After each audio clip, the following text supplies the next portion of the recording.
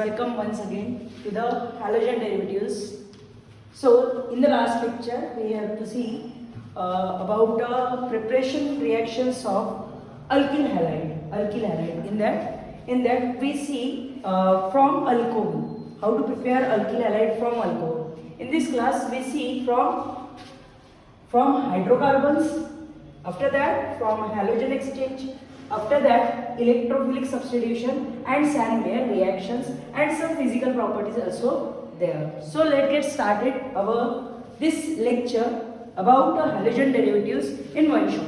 Okay, this is the second part of this lecture. First part I previously uploaded, so you also review that lecture also. Okay, so fine. चलिए तो शुरू करते हैं हमारा second lecture about the halogen derivatives, जिसमें हमें method of preparation of alkyl halide को सीखना है. ठीक है, जिसमें हमने पहले फ्रॉम अल्कोहल से तो प्रिपरेशन कर ही लिया. आज हमें सीखना है कि हम लोग किस तरीके से प्रिपरेशन करेंगे फ्रॉम हाइड्रोकार्बन्स. हमें और सीखना है कि हैलोजन एक्सचेंज से कैसे करेंगे, और हमें सीखना है इलेक्ट्रोफिलिक सब्स्टिट्यूशन और सैंडमेयर रिएक्शन से कैसे करें. तो आइए शुरू करते हैं हमारा डिस्कशन. तो पहला हमारा डिस्कशन था अबाउट फ्रॉम हाइड्रोकार्बन से हम लोग किस तरीके से प्रिपरेशन ऑफ अल्किल हैलाइड करते हैं. आइए वो समझते हैं. तो उसमें हमें पहली बात सीखना है कि एडिशन ऑफ HX मतलब हाइड्रोजन हैलाइड, HX मतलब हाइड्रोजन हैलाइड. उस हाइड्रोजन हैलाइड की रिएक्शन हमें करना है किसके साथ, अल्किल के साथ. तो यहाँ पे देखिए दो सिनेरियो हो सकते हैं. एक सिनेरियो ऐसा जहाँ पे हम लोग सिमेट्रिकल रिएक्शन परफॉर्म करें, जैसे कि आप जो अल्किल यूज कर रहे हो वो कैसा हो, सिमेट्रिकल अल्किल हो. तो eight that time your reactions is carried out normally.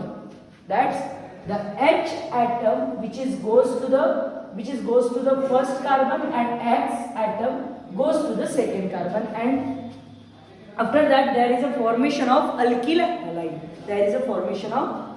halide. But twist in the unsymmetrical alkyl. Twist is occur in a unsymmetrical alkyl. the unsymmetrical alkyl में अगर हम लोग करते हैं HX की एडिशन, हम लोग क्या करते हैं, HX की एडिशन अगर करते हैं, तो eight that time you follow this rule, that is Markovnikov rules. Okay, तो मार्कोनिकॉफ रूल्स जो है वो होता क्या है वो पहले समझते हैं, और उसकी रिएक्शन किस तरीके से कैरिड आउट होगी वो भी हम लोग थोड़ी जानकारी ले लेते हैं. तो पहली बात तो स्टेटमेंट क्या हमें कहता है, आइए वो समझते हैं. तो स्टेटमेंट हमें कहता है कि when an unsymmetrical alkene reacts with unsymmetrical hydrogen halides. क्या बोला, बोलिए बात.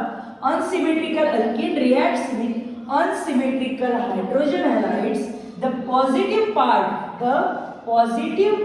of reagent goes to the more hydrogen containing groups.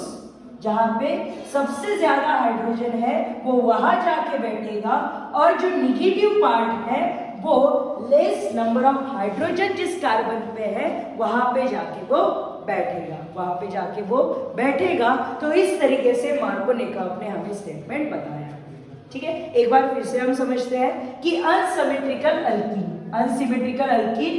जो अनसिमेट्रिकल रिएजेंट के साथ में रिएक्ट करती है, और उसका जो पॉजिटिव एंड है वो पॉजिटिव एंड कहा जाएगा जहां पे हाइड्रोजन की अमाउंट ज्यादा हो. जहां पे हाइड्रोजन की अमाउंट क्या हो, ज्यादा हो, वो वहां पे जाके ऐड हो जाएगा. और जो Cl है, जो निगेटिव टर्मिनल है, वो negative terminal less number of hydrogen के पोजीशन पे जाके अटैच हो जाएगा, और इस तरीके से हमारा अल्किल हैलाइड जो है वो प्रिपेयर हो जाएगा. हमारा अल्किल हैलाइड जो है वो इस तरीके से प्रिपेयर हो जाएगा. उसके बाद अगर ये रिएक्शन मैं कर दूं इन प्रेजेंस ऑफ परऑक्साइड.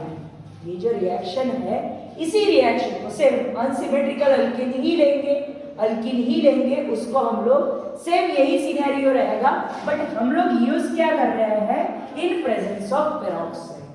तो पेरोक्साइड जैसे ही पार्टिसिपेशन में आता है, प्रेजेंस में आता है, at that time your Markovnikov's rule are completely performing opposite to the previous. Okay, जो प्रीवियसली उसने जो काम किया उसके कंप्लीटली अपोजिट वो क्या करेगा, परफॉर्मेंस दिखाएगा। और उसी बेसिस पे हम लोग इस रिएक्शन को हम लोग एंटी मार्कोनिकल्स रूल के नाम से भी, एंटी मार्कोनिकल्स रूल के नाम से भी जानते हैं। एंटी मार्कोनिकल्स रूल से भी हम लोग इसे जान पाते हैं, और यही क्या है, opposite to the Markovnikov's rule, opposite to the Markovnikov's rule. तो इस तरीके से हम लोग हाइड्रोकार्बन का यूज करते हुए हम लोग क्या करते हैं, हाइड्रोकार्बन्स का यूज करते हुए हम लोग कन्वर्जन करते हैं alkene to alkyl halide, alkene to alkyl halide. तो ये बात होगी प्रिपरेशन में, सेकेंड रिएक्शन हमने स्टडी की। अभी हमें फोकस करना है ऑन थर्ड रिएक्शन, जो कि प्रिपरेशन रिएक्शन है अल्किल हैलाइड्स की।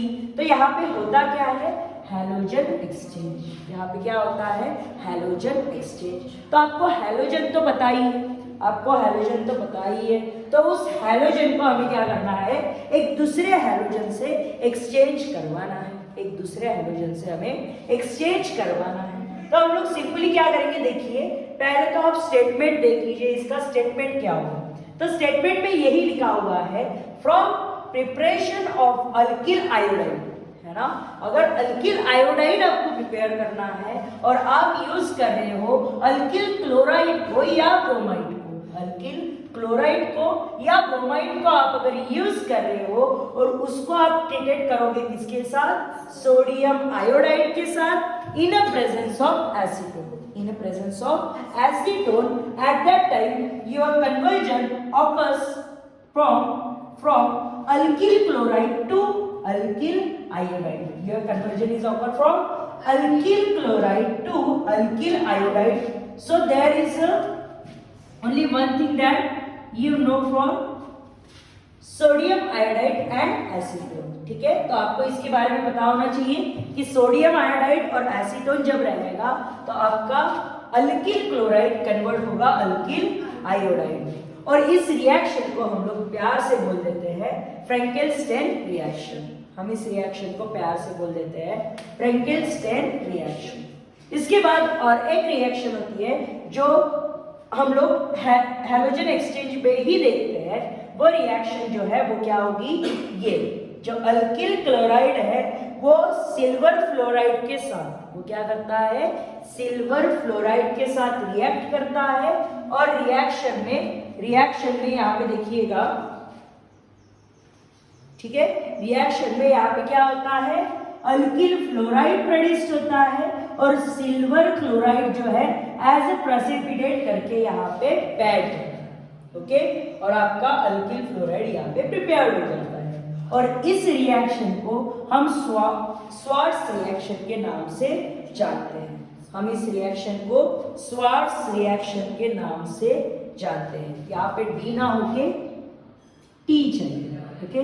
तो ये बात आपने ध्यान में रखनी है, थोड़ा बराबर से देखना है, ओके। तो ये सारी बात थी अबाउट हैलोजन एक्सचेंज, ये थे हैलोजन एक्सचेंज के बारे में। अभी हमको समझना है about electrophilic substitution, about electrophilic substitution. पहले तो आपको ये बात पता होनी चाहिए कि व्हाट इज इलेक्ट्रोफिल। क्या आपको पता है इलेक्ट्रोफिल क्या होता है?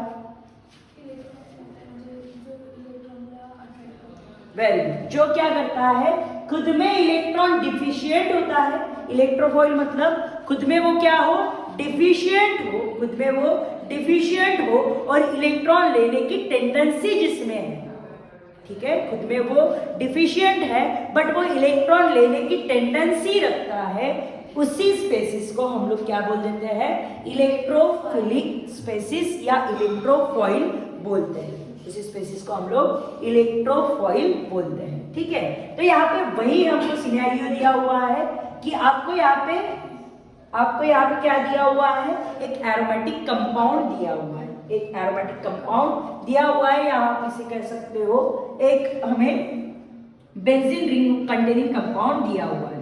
और ये जो सब्स्टिट्यूशन रिएक्शन है, आपको भी पता होगा, ये substitution reaction only occur in aromatic compounds, ठीक है। तो एरोमेटिक कंपाउंड्स में ही सब्स्टिट्यूशन रिएक्शन होती है। और बाकी जो अभी तक के हमने जितनी भी रिएक्शंस पढ़ी, बाकी जितने भी प्रिपरेशन रिएक्शन हमने पढ़ी है, वो सारी प्रिपरेशन रिएक्शन आपकी कैसी थी? Addition reaction. ये सारी रिएक्शन कैसी थी? एडिशन रिएक्शन थी। तो यहाँ पे देखिए, हमें सब्स्टिट्यूशन रिएक्शन को स्टडी करना है। तो सब्स्टिट्यूशन माने क्या होता है कि एक एटम रिप्लेस्ड होगा, एक एटम रिप्लेस्ड होगा बाय अनदर, एक एटम रिप्लेस्ड होगा बाय अनदर एटम, उसी को ही हम क्या बोल देते हैं? सब्स्टिट्यूशन बोल देते हैं। तो यहाँ पे कैसी सब्स्टिट्यूशन है सर? इलेक्ट्रोफिलिक सब्स्टिट्यूशन होती है। कैसी? Electrophilic substitution. मतलब ये जो Br है, ये Br क्या होगा? Br पॉजिटिव में पहले कन्वर्ट होगा, और Br पॉजिटिव आपको भी पता है कैसा है? डिफिशिएंट है। और वो डिफिशिएंट क्या करेगा? यहाँ पे जो इलेक्ट्रॉन डेंसिटी कंटेनिंग कंपाउंड है, उस पे जाके अटैक करेगा, और अटैक करके वो या तो ऑर्थो पोजीशन पे, नहीं तो पैरा पोजीशन पे जाके वो वहां पे अपना प्रोडक्ट जो है वो डिस्प्ले कर देगा, वो अपना प्रोडक्ट जो है वो डिस्प्ले कर देगा। तो इस तरीके से हम लोग इलेक्ट्रोफिलिक सब्स्टिट्यूशन रिएक्शन को पढ़ते हैं। इस तरीके से हम लोग इलेक्ट्रोफिलिक सब्स्टिट्यूशन रिएक्शंस को पढ़ते हैं। उसके बाद आती है सैंड-मेयर रिएक्शन, जो कि बहुत ज्यादा इंपॉर्टेंट होने के साथ साथ बहुत पॉपुलर रिएक्शन भी है। ये बहुत ज्यादा इंपॉर्टेंट होने के साथ साथ बहुत पॉपुलर रिएक्शन भी है। ये रिएक्शन को हम बहुत सारे प्रोडक्ट बना सकते हैं। इस रिएक्शन से हम बहुत सारे प्रोडक्ट बना सकते हैं। तो देखिए, रिएक्शन होती क्या है? देखिए, हमने यहाँ पे क्या लिया? हमने यहाँ पे लिया है एनिलीन। हमने क्या लिया? एनिलीन लिया। और उस एनिलीन को हमने नाइट्रेटिक मिक्सचर, ये जो होता है ये कंप्लीटली क्या होता है आपका? नाइट्रेटिक मिक्सचर होता है। तो इस नाइट्रेटिक मिक्सचर में इसको डाल दिया। जैसे ही आप नाइट्रेटिक मिक्सचर में डालोगे, तो यहाँ पे जो ये कंपाउंड फॉर्म होते हुए आपको दिख रहा है, या आपको ये जो स्पेसीज फॉर्म होते हुए दिख रही है, ये होती है डायज़ोनियम सॉल्ट। ये क्या होता है? Diazonium salt. और इस डायज़ोनियम सॉल्ट का हम अभी भी इंडस्ट्री में बहुत ज्यादा उपयोग लेते हैं, ठीक है। और इससे हम लोग बहुत सारे सेवरल कंपाउंड्स बना सकते हैं। जैसे कि मैंने यहाँ पे आपको क्लोरोबेंजीन तो बना के बता ही दिया है। क्यों? क्योंकि हम वही पढ़ रहे हैं। बट अगर इस स्पेसिस को आप अगर वाटर के साथ में रिएक्ट करवाओगे, तो आपको यहाँ पे फिनॉल भी मिल सकता है। अगर यहाँ पे ब्रोमीन कंटेनिंग कंपाउंड से आप अगर रिएक्शन करोगे, तो आपको ब्रोमीन भी मिलेगा। अगर आप एसिड लाते हो, एल्डिहाइड लाते हो, कोई भी कंपाउंड ला दो, अगर यहाँ पे रिएक्शन करवा दोगे, तो आपका उस तरीके से कंपाउंड बनेगा। तो that's why this diazonium salt is important for us. Diazonium salt is important for us. तो इस तरीके से हम लोग ओवरऑल प्रिपरेशन रिएक्शन देख लिए alkyl halides. This is all about preparation reactions of alkyl halide.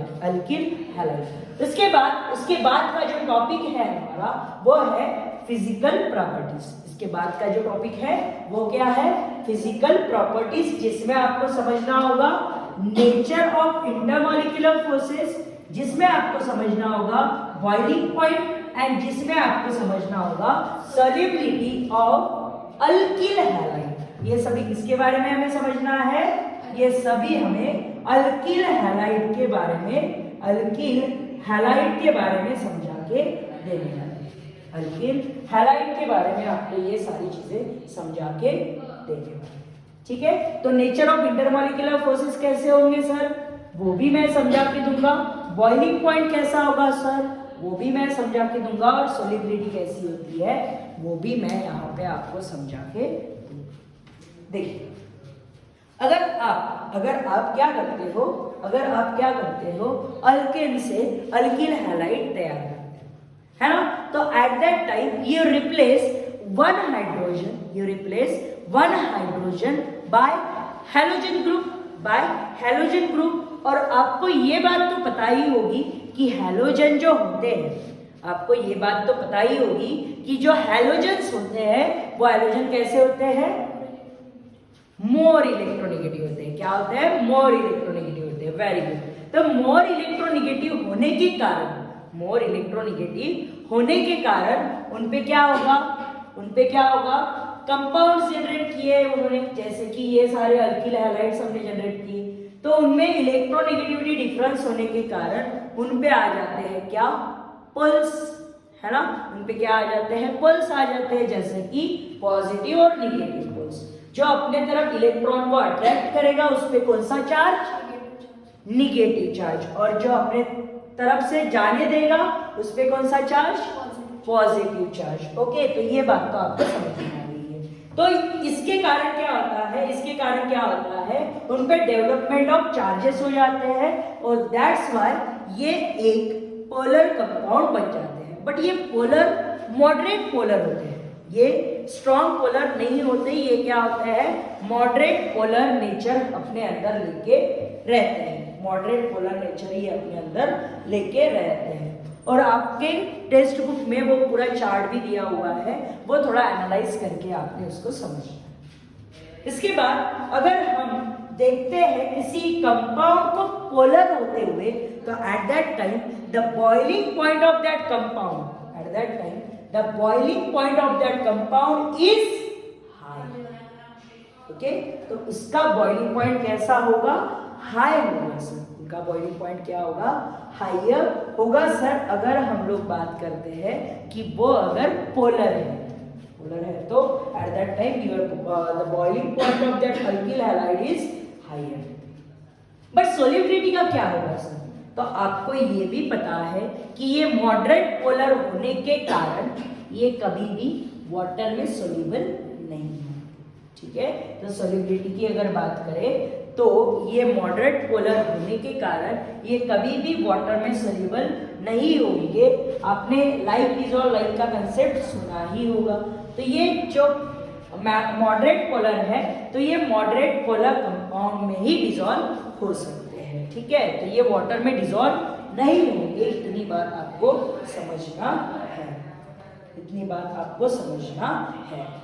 ये तो हो गई अल्किल हैलाइड की बात। और अरिल हैलाइड भी कुछ इसी तरीके के होते हैं। वो भी क्या करते हैं, वो भी मॉडरेट पोलर होने के साथ साथ वो भी वाटर में डिसॉल्व नहीं होते। इस तरीके से हमने इनकी तीनों फिजिकल प्रॉपर्टीज के बारे में इंफॉर्मेशन ले ली है। इसी तरीके से